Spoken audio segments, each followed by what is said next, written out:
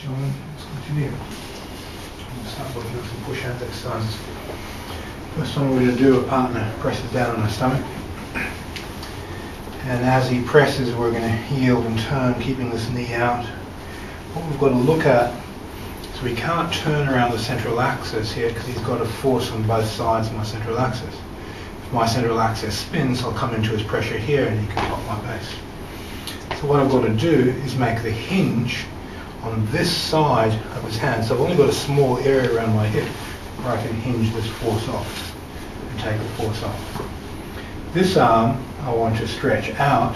I want to keep it too close to my body because I also want to be able to adapt the timing for the martial, that if he was throwing a punch, that I could catch it from a distance. So we're going to extend the hand out towards the elbow, hinge around this point, and then sweep and remove. Now as soon as we've removed, I don't have to take my arm any further than this before I start to come back in on him.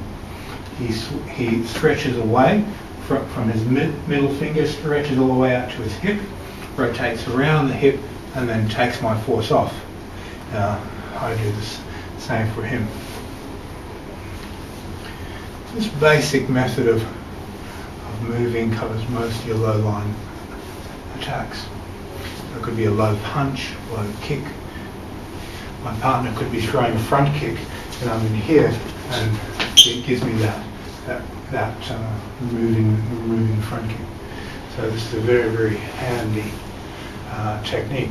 It could be a situation where he's coming for a grapple and he's trying to take, and I want to remove this arm, can draw in and then cut away from the hip and then produce an issuing force, providing you catch it early enough, of course. So we've got in here, remove. So this is a one-sided exercise. I want to stretch away from unstretch. Very, very, very simple, very, very effective. Now once you've done a few repetitions of this, as I sweep away, I place my hand on the back of the shoulder and press in. So he has to roll around this and yield at the same time. I use my hand on the shoulder, so I yield to that force and then remove that force.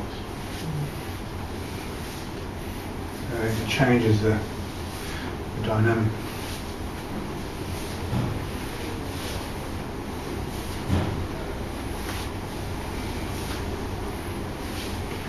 So this rolling back brings this arm closer to my body, and I take his force from here and I circle it around, I put it onto this arm.